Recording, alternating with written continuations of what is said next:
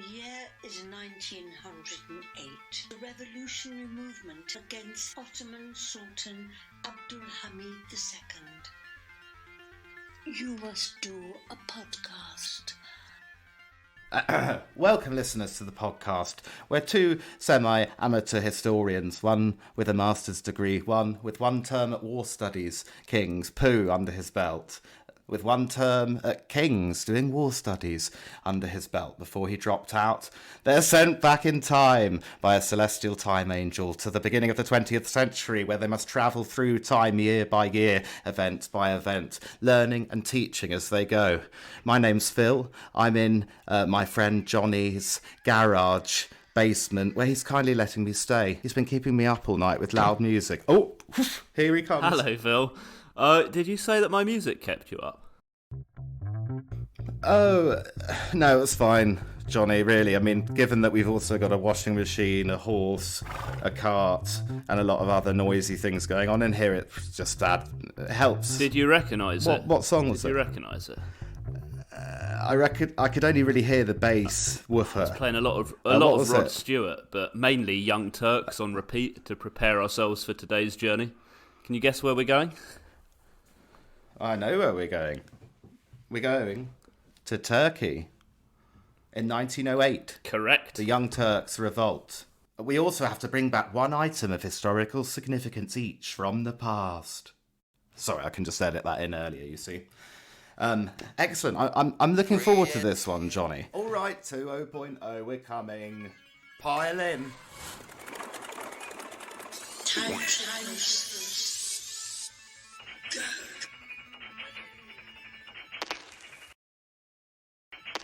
Ah, the Ottoman Empire. Peaceful, isn't it? Serene by the banks of the Bosphorus. It was serene, and no one's more proud of that than the Sultan Abdul Hamid. That's the one, Abdul Hamid II, even, I believe. Don't know what happened to the first. Don't even know how long ago the first was, but that's not important. Well, the previous Sultan Hamid actually replaced in a brutal deposition. There's been a lot of deposing going on throughout the history, really, of the empire, and the still calmness we see here, uninterrupted by the belching smoke of industry, is largely because of Hamid's policies of progressive decline for the empire. So there's a strong, lots of different factions are starting to get a bit irritated one way or another with the way he's allocating spending, for example. Well, it's interesting, isn't it? Because the Ottoman Empire was extremely powerful at one point, late medieval times, and 16th, 17th century, it was very powerful. And then by the 18th century, its power is on the wane until you come to 19th century, and it's a bit of a basket case. It's known as the sick man of Europe during the 19th and early 20th centuries. What do you think his sickness was? Was it a goiter, gout, a weeping eye? Its sickness, I would say, largely is from the increasing encroachment of the great powers taking over Asia and squeezing it financially, economically, and culturally to a degree where the Ottoman Empire was so in debt to all the major powers, it really had nowhere to go except to cut military spending, which, as we'll find out later, will be the Sultan's greatest undoing. Far beyond the Young Turks, who, as we find out, are a little bit more groovy. Well, yeah, if Rod's song's anything to go by, the Young Turks, they're living by the seat of their pants, seizing the day, aren't they? They're...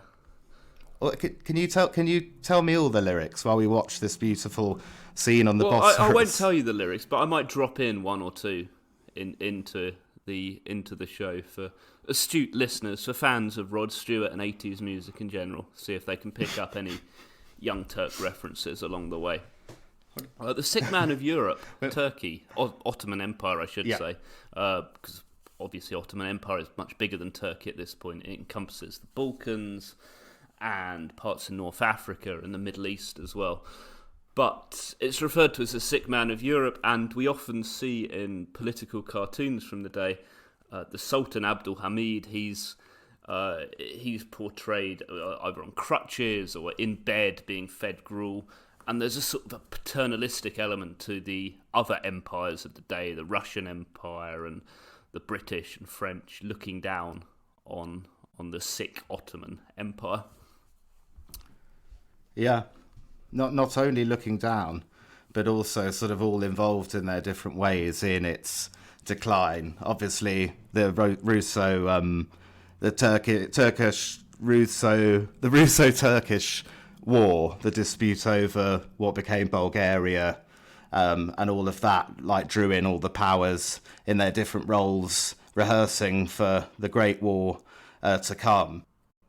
Yeah, the Russo-Turkish War was in 1877 to 1878, and this was just a year after Sultan Abdul Hamid had come to the throne.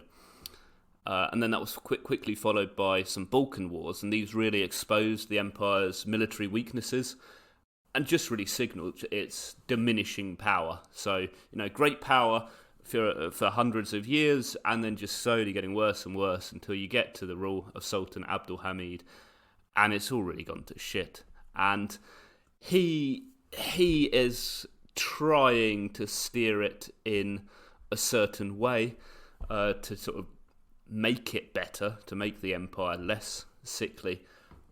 But he does so very much as a dictatorship. He takes over full control of the Ottoman Empire, puts it under his power, and he's known for this autocratic style of governance. He's very centralising.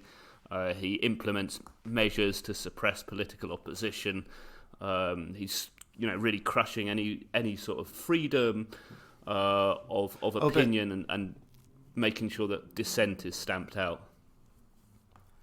But if I may, yes, so when you were saying earlier he did sort of make some efforts towards modernising, apparently one of the big issues was, although he was doing some of the right things in modernising, and obviously he gave the constitution another go for 2 years, the Ottoman constitution of old. Mm-hmm.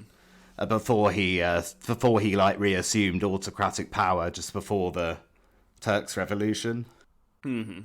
Yeah. This was one of the big things that the Young Turks really didn't like. It was the fact that he'd abolished this constitution. He'd just done away with it and said, "I am the Sultan.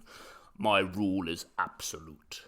Although he did do modernising stuff, he was hamstrung by the fact that under his rule, like, Muslims were proper first-class citizens, and he didn't do much to draw people together. So although he was modernising in certain respects, he wasn't modernising in terms of the constitutional problems and being autocratic. So I've heard from 2.0, the robot, just now, where we sit here near the Bosphorus, that it can be compared to what will happen in China in the Shang Rebellion in 1911, and also a little bit like how the Romanovs got overthrown. But one big difference between those, given what you were saying about him crushing dissent, which I don't think is untrue, is that actually the way he treats the exiled Young Turks, like the academics,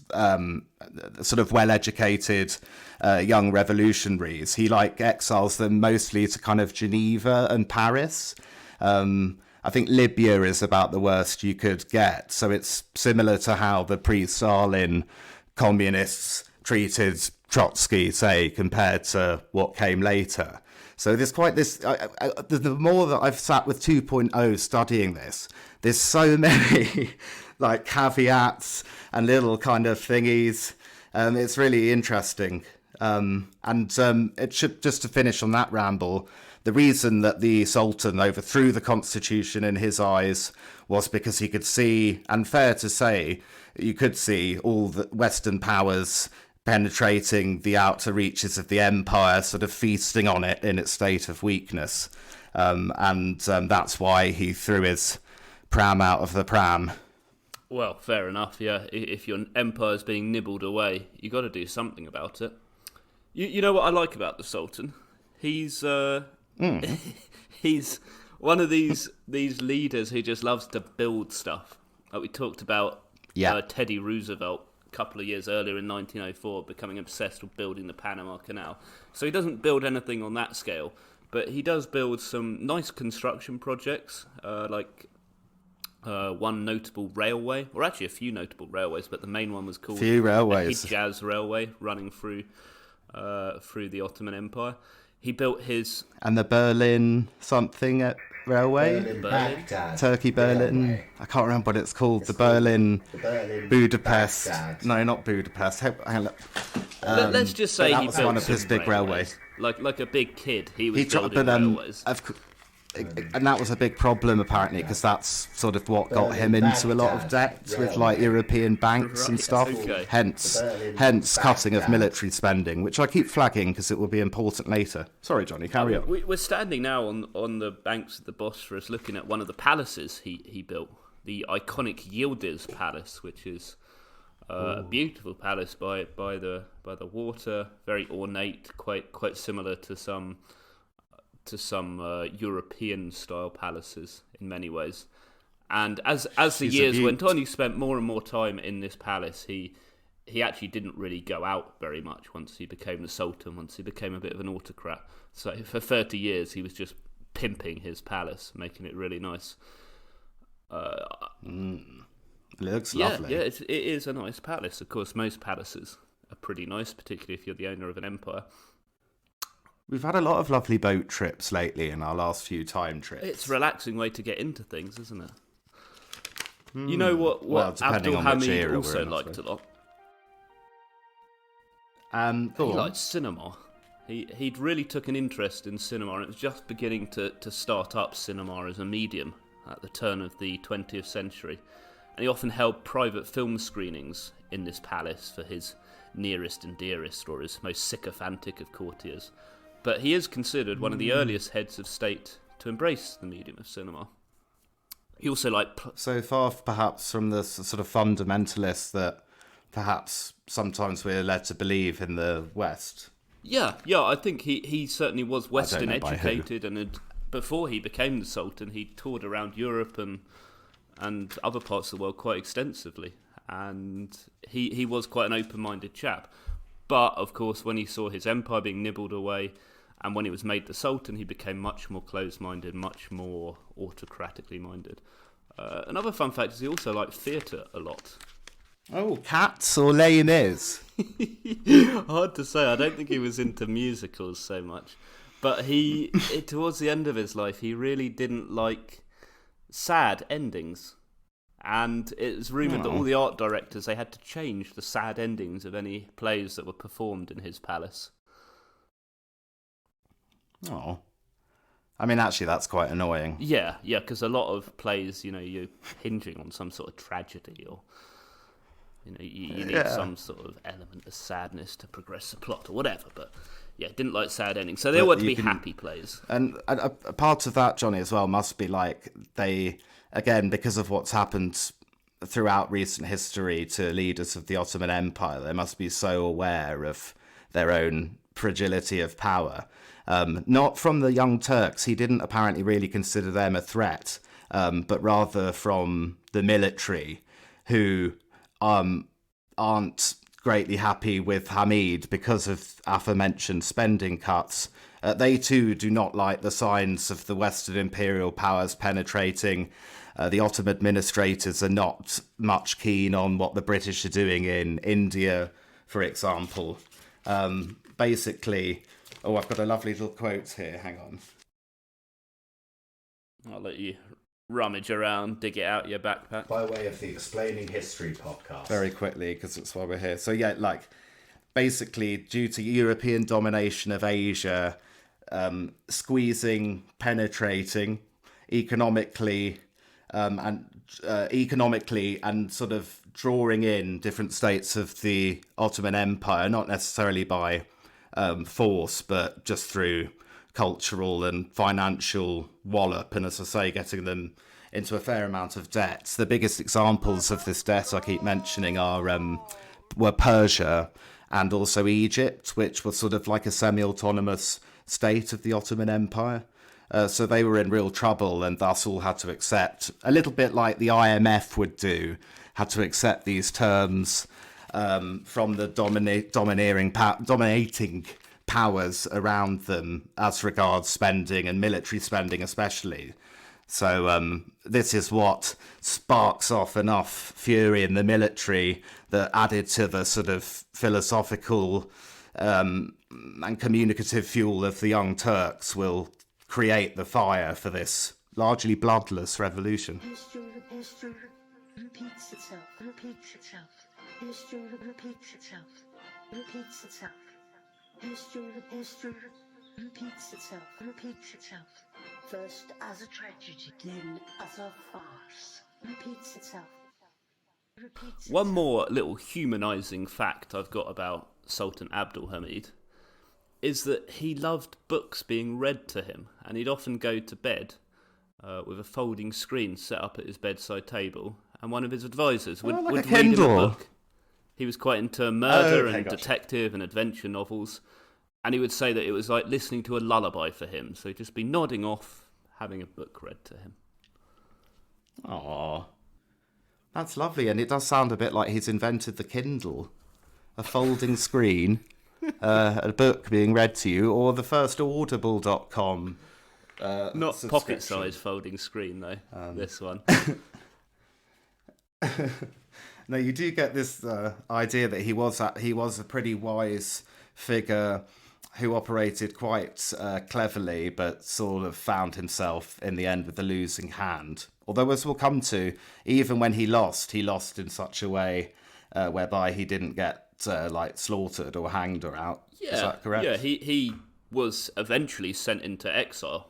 We'll come to that in due course, but he didn't die. He didn't die a sort of traditional death of a autocratic dictator in a revolution. He was deposed and sent into exile in Greece somewhere, I believe.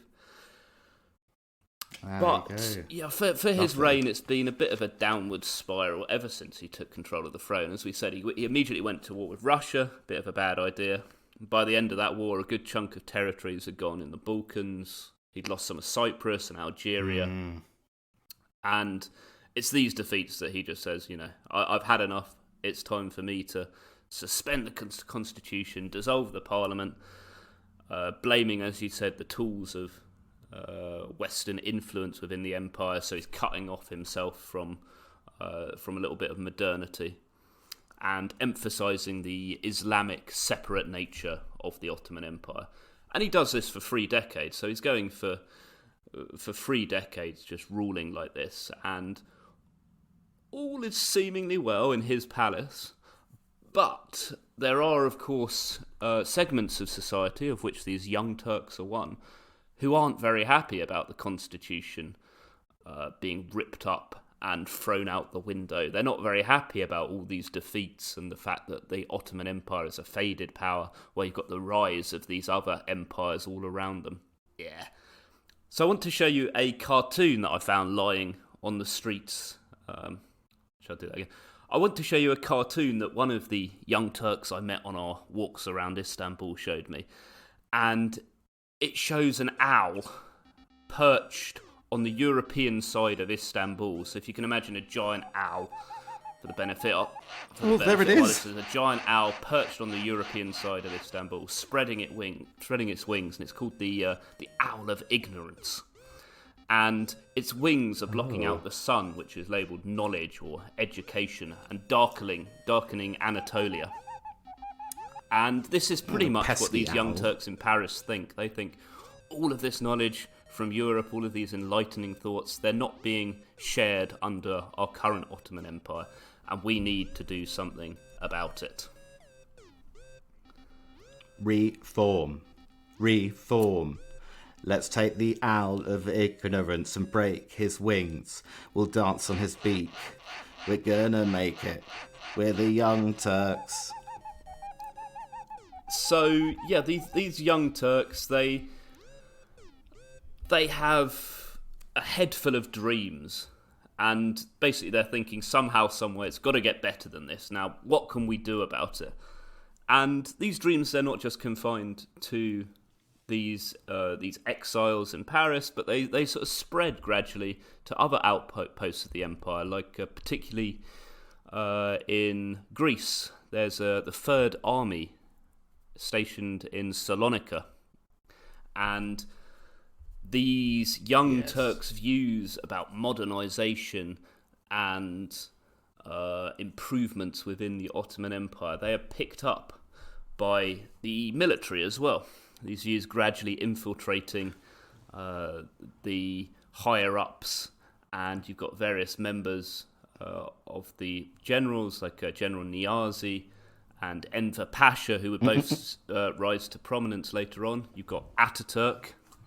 Sleeper cells, exactly. You've got Ataturk, who would become the most important founding father of modern Turkey after the First World War. And these military men are now picking up these views, and they come to form a new party called the CUP. What the does the CUP stand for? Oh, culture, unity, progress, something. No, the CUP is Committee of... Oh, yeah, you're actually very close. The Committee of Union and Progress. Union and Progress, Committee of Union. We better get that right in case we're stopped by any CUP agents. I was going to say, Johnny, on the subject of that, it wasn't just the sort of dreaming. Apparently these were expertly organised from their little Western hideaways, if you like, by CUP loyalists, all these little sleeper cells in the army. No one was allowed to know who the other compatriots were until the time comes eventually to activate the cells and complete the sort of takeover. And there's a real merger between the CUP and the army as well, of course. And they decide to strike a little balance of power and bye-bye. Very interesting. Sultan. So it's got a classic shadowy plotter vibe going on here, like the outpost of empire, Paris. These ideas are spreading slowly. But of course, the Sultan, he's no fool. He's in his palace, he's tucked up in Istanbul, but he's got his secret police running around. And the secret police, they discover the activities of the Third Army and their involvement with the CUP and the extent that these ideas have spread within the ranks of the leaders. And the secret police move in to arrest all of the leaders of the Third Army. Luckily, these leaders were tipped off, or luckily for the Young Turks, and they just ran to the hills. But they realised that there was no going back now. If they go back into Salonika, they're going to be arrested quickly. They're probably going to be exiled somewhere, or worse. So they decide, well, what's the only rational course here? We got an army under our control. We're just going to march on Istanbul. We're going to... But key to say, not quite under their control, the army. More of an uneasy merger of goals that go together. This is another problem with a modernising autocrat who won't change the constitution. Eventually your enemies get so many and are so varied that all your enemies unite against you. Exactly like this. Because as I say, the biggest threat to him was always from the army. The Young Turks alone were not enough. Yeah, well, the army is the one with the guns to back it up. One of the big things as well, of course, back to the Sultan's military spending cuts, is that there was actually a month where the entire Ottoman Imperial Army didn't get paid. Yeah, such was the scale of the economic stuff. One of the big compromises, I think, that broadly speaking, of course, as you said earlier, that the Third Army reached with the CUP was that, obviously the CUP guys you can call them Cup, are very like. pro... Cup. The Cup. That once was is lost. We are time trickling, for I can see what is to come. We are time trickling. Much that once was is lost. Go back, learn the lessons. It's It is the only way to avoid catastrophe.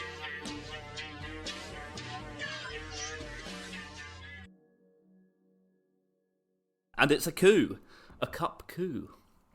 And I can imagine maybe one of these officers in the hills realising that they have to march on Istanbul and coup the Sultan. I can just think of this young man.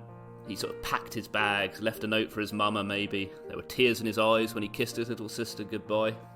And I think the mood would have been jubilant as they're marching through Greece and the Balkans onto Istanbul. They're maybe high-fiving, hugging each other tight as they drive on through the night. I think they were just so excited. And they were thinking, we've got but one shot at this, and we've got to take it while we're still not afraid. Well, I now know that those were, of course, lyrics from Rod Stewart's Young Turks. What an idiot I was. I should have spent all day revising that instead of the Young Turks Revolution and the Ottoman Empire. Cheers. Exactly like Prigozhin probably felt, but we won't talk about him now. Carry on, Johnny. This is a sad scene to watch. Actually, no, it's not. It's fairly bloodless. I think it's relatively jubilant. I think they're excited to march on Istanbul, and they've got the element of surprise for one, because the Sultan didn't expect this to happen. He thought the secret police were going to round them all up, and that would be the end of that. He doesn't expect that the whole Third Army is going to mobilise, and not only the Third Army, but is picking up other disappointed elements of the Ottoman Empire along the way. So you've got this big group marching on Istanbul, and they don't want to let this opportunity slip right through their hands. Here we go again, and I walk right into the trap. Take it seriously, take it at face value. I don't know the song, so I just respond, a bit confused. Like a fistful of sand. They can't have that. And the Sultan is left with a choice. He can confront them on the streets of Istanbul and risk a civil war, or he can back down. What option do you think he chose, Phil, our Sultan? Our man who liked his bedtime stories and not sad endings to his plays. And a wise man. I believe that he saw the hands that he had and decided he'd live to fight another day, potentially, and he will indeed come back for a little sequel return later, which we'll discuss in a bit. Indeed. So yes, he made a wise move. And apparently there were people on the streets shouting sort of égalité, fraternity, equality. But apparently there is a school of thought that thinks that all of that stuff happened sort of after the Sultan's deposition, but was just really picked up by European newspapers because it suited their view of what was going on. Whereas apparently that had nothing to do with the revolution, specifically the égalité, equality, fraternité. Apparently a lot of people wouldn't even have noticed a revolution had happened. There was so little violence and disruption. It was a remarkable... Your man's little daughter with tears in her eyes, I think, would have thought, oh, that went all right in the end. See, look at how diplomatic and charitable I am, referring back to the weird thing Johnny said about the tears in the eyes, even though it is completely inapplicable to the largely bloodless Young Turks Revolution that we're discussing. See how nice I am, and even referring it back to him, little knowing that he's mugging me off. Now he's making me go and put Young Turks piano music back over all his hilarious little bloody references to Rod Stewart. Not a bad result. It was a remarkably bloodless coup, so fair play for that. Both sides managed not to spill any blood. The Sultan stepped down, and there's a great lithograph. So you can see in this image a lady in chains kneeling down, but she's being held up by a group of young Turks, the prominent leaders, and some other young Turks are smashing her chains with a sledgehammer. They're freeing her. Well, an angel flies overhead with a banner there, and you can see secular dress being worn, and I think is that them liberating a woman from her religious clothes as well? So, as I said, I think this woman is meant to represent the Ottoman Empire that they're liberating. I don't think they're, as you say, liberating her from her clothes, stripping her in a sort of mild, of course, no, I didn't way. mean I didn't mean stripping her in a pervy way. I meant just because You said liberating it her was from very. her clothes. My words were I thought you- poorly chosen, but I think that might be part of the metaphor. All right. Well, let's just leave it at this. It's a little bit kinky. There are chains. And Well, it's sort of. and angels flying It's over. okay, I suppose it has chains in it. I'm not going to say it's kinky. It feels disrespectful. Why would you bring this lovely lithograph to me and then take me down these filth alleys? Well, your mind does these things for you sometimes. Bring back the Sultan. His morality police would have something to say about your let's words. focus less on the kinks of the Young Turks and more what they start Western to do right now that they've got into power. Indeed, and in this lithograph, Johnny, it does say on that little thing, "Vive la Constitution." It does indeed. This is the main thing that they wanted, really, isn't it? They wanted to reinstate this constitution.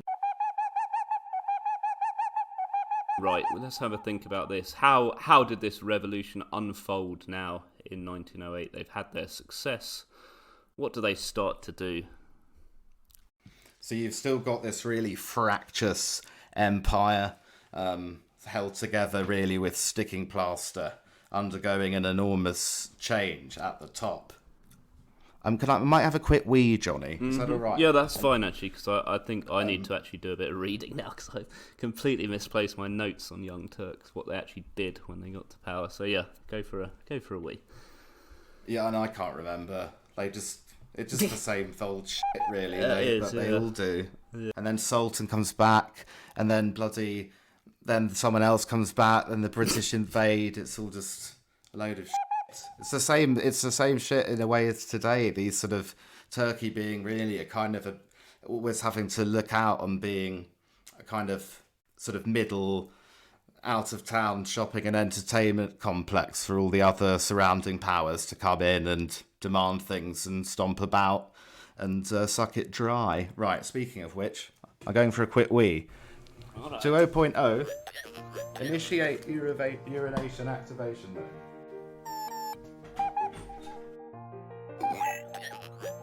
He's about to do it again. Listen to how smug he sounds. So now the Young Turks have succeeded. They've reinstated the constitution. I think they're feeling pretty darn good about themselves. They've said to the Sultan, don't let them put you down, don't let them push you around. They're not going to change my point of view. And they've succeeded in this revolution of theirs. Now, of course, they've got to actually do something that they're in power. And the military element... Anti-reform an empire on the decline. The military element, they don't care so much about this. They sort of go back to their bases and they leave the politicians and the intellectuals of Coup to sort of dole out various reforms. So particularly they're focusing on modernising the Ottoman Empire in various respects, whether that's through educational reforms, through the establishment of modern schools, through technological modernisation. We said the Sultan was building some railways, but the Young Turks, they're also investing and building new ways of transport, communication, industry, and so on. I think they did a little of that, sure, but they were more into reforms for the people, particularly agricultural reforms. They did a lot to encourage the adoption of modern agricultural techniques and technology. Every side's for the people, if you're believing its own testimony. But what they did a good. Well, they had a little bit of an effort, I should say. Yeah, absolutely. Not did a great deal. Absolutely. But yeah, they had a little bit of an effort at helping women out as well, bettering their lot, sort of helping the legal status and rights of women, various legal reforms, again, access to education. If you look around Istanbul now in 1908, where we are, you won't see as many headscarves as you would have done a few years ago. No, indeed. For example. And yeah, women have more professional opportunities. A real democratisation compared to before. Apparently, though, the compromise that ensues will not guarantee non-Muslims, of which there are a significant number across the empire will not guarantee them equal rights. The Muslims will retain at least a symbolic status, and again, this is a cause of frictions for years to come. Yes, this is true. Although the Young Turks sort of come out with the best intentions, just the nature of the Ottoman Empire, it's always been quite diverse and multi-ethnic, and there are shadows looming when it comes to this, which we'll get onto in a little bit. Exactly, and the Young Turks seem to come in with a lot of promise, because their particularly progressive wing were quite vocal, even while they were in exile and the Sultan in power, were quite vocal about the fact that Muslims were such first-class citizens under the Sultan.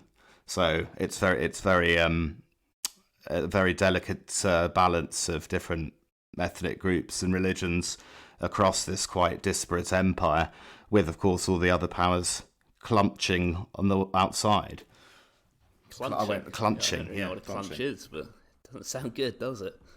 It's like them clunching on the borders of the Otto Emp.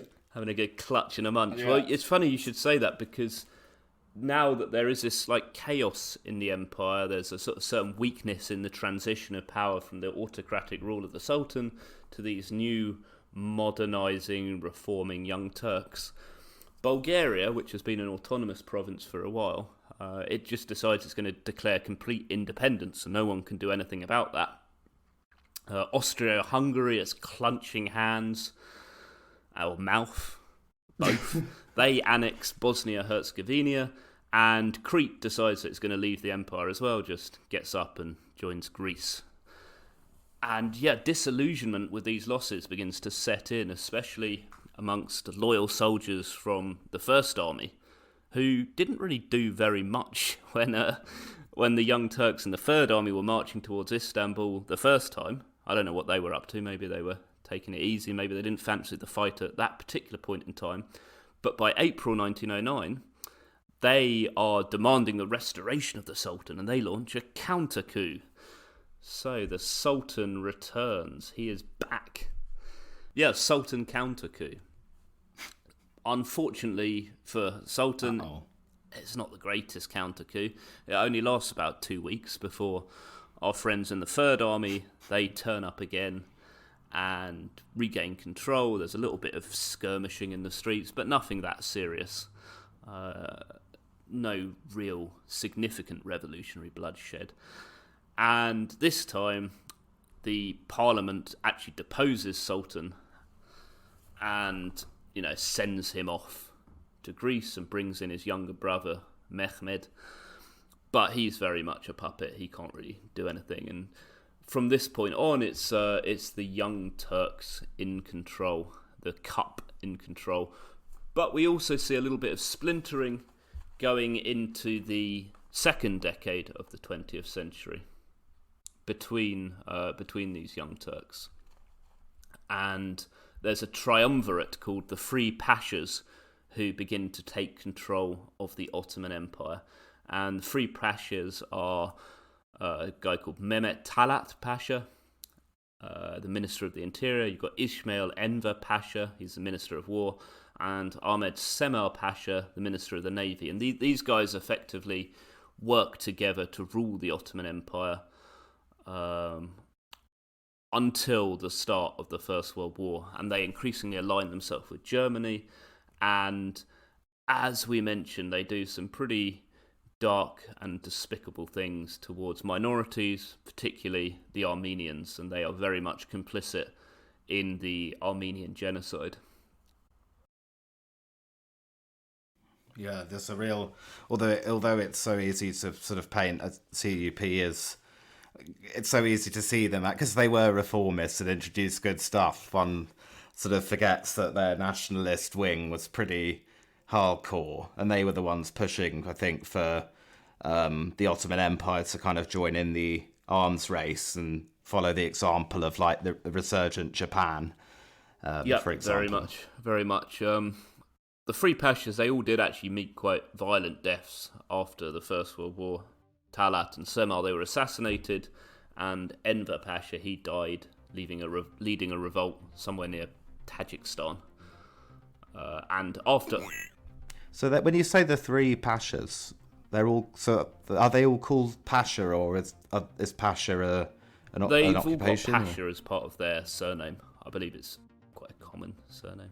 Need an expert on that, but yeah, they're all pashas. That's all you need to know. Three pashas. The three pashas, gotcha. Yeah. But yeah, one of the less significant Young Turks at this time in 1908, in the early part of the revolution, Ataturk, he actually goes on in the First World War to distinguish himself, and he will be the one who leads Turkey into modernity. But maybe we'll talk about Ataturk at another time. And into his time will come. Yeah, and into a brand of sort of progressive and secular modernity that will last all the way up until arguably recent years, when Erdogan is finally the Turkish leader to basically defang the army. Hurry, time trippers. Time waits for no man. That's Ataturk. Indeed, he was greatly inspired by a sort of elder statesman, Young Turk, called what was his name? He was like a proper passionate one before he got a bit absorbed by the military. Riza Bey, Ahmed Riza Bey. Yep. Is that it? Riza Bey. Ahmed Riza Bey. Anyway, please lead us out of whatever ditch I've driven us into. Yeah, Ahmed Riza Bey, who you mentioned, he was indeed one of the key members of the Young Turks. One of the older Young Turks, born in 1858, so no spring chicken by the time the Young Turks are doing their thing. How old? Yeah, 58. Well, if he was born in 1858, he'll be 60 in 1908. Is that right? Is it wrong? I don't know. No, This has 40. never been my strong point. Yeah, exactly. You've already had flack from some YouTube commenters who spotted that you said Queen Victoria was nearly 6 feet tall by accident. At least it got us some engagement, though. I think he might have been 50. Yeah, Okay, about he's 50. an But old your point stands that a Young Turk, you expect 20-year-olds or something. Or by the way, have you dropped any Young Turk lyrics thus far that I've missed? I've been dropping a few. Have I occasionally just assume you're making a point and then argue to the political point opposite to what is effectively just you quoting a meaningless lyric? You've gone along very well with it. I don't think they're meaningless. I think they can fit in quite nicely. If you weren't aware of them, they do blend in. At the end, in post production, you can put a little riff under them. When we're talking about how old were the Young Turks, I think it leads me to one of my favourite cartoons of the time, and it's a young boy holding his father's hand, and he's pointing at a relatively older gentleman, bearded, holding the Ottoman flag, and he says, "Papa, who is that old gentleman?" "That's a Young Turk, my son." And yeah, just sort of riffing on this idea that they're not all young. There are a few, but most of them are in their 30s and 40s. Exactly. So just before we go back to the 21st century, we should mention a little bit more, I think, about the darkest episode of the Young Turks and what the Three Pashas particularly led the Ottoman Empire into round about the time of the First World War and even before. And this was the Armenian Genocide, which was a systematic campaign of violence and mass killings, and it was really brutal. It's, I would say, comparable to the Holocaust in some ways, the ways that they are rounding up Armenians and targeting them just for being a certain ethnicity. It's estimated that 1.5 million Armenians are killed in the Armenian Genocide through deportations, forced labour, starvation, massacres, and just, outright killings. The path does tend to darken as we go on. It's an interesting one because, as I understand, there is no official recognition in Turkey, modern-day Turkey, of this genocide, of it being perpetrated by what is now the Turkish state. It's They are not it's holding their hands up and saying, "Yeah." Lots of bad. bloodthirsty cycles. I mean, you can really feel, as it were, as we go through our time trip through the 20th century, the turbulence now as the sort of like the colonial era spills into the just like kind of out of control global era, World War One. I'm glad we got to meet the Sultan. I'm sort of happy he's okay, and hopefully listening to a bedtime story somewhere. Indeed, a wise man. All right, well, back in the time machine. All right, now let me just take one last look over the Bosphorus. Grab what you need to as well. All right, let's go. Time travelers.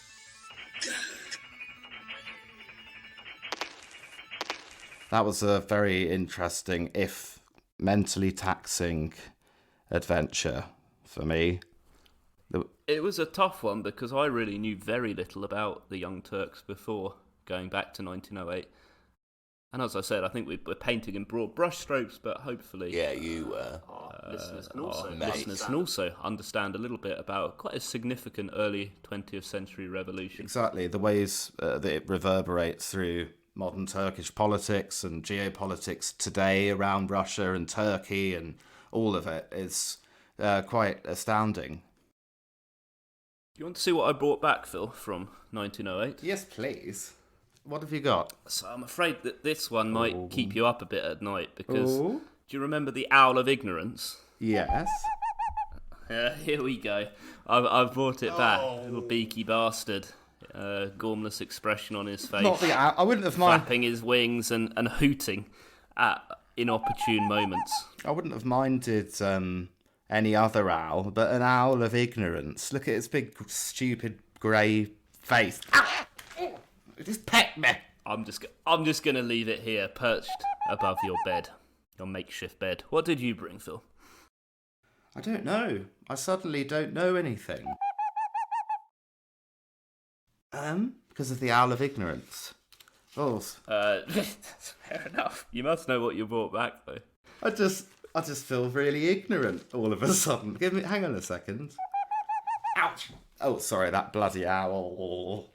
It's got a nasty peck on it. Well, I actually brought back what I deem to be the world's first ever Kindle. You see this foldable screen for bedtime reading, with this sort of Sultan servant kind of built into it. We might blur him out. Or her. Bloody massive. Yeah, exactly. Good luck to the owl, I say. Not. All right, well, happy reading. Well, thank you very much. Do check out our YouTube page for lots of extra content. Please check out our Discord to join the conversation with us. And happy time tripping. Something about Twitter? Sorry?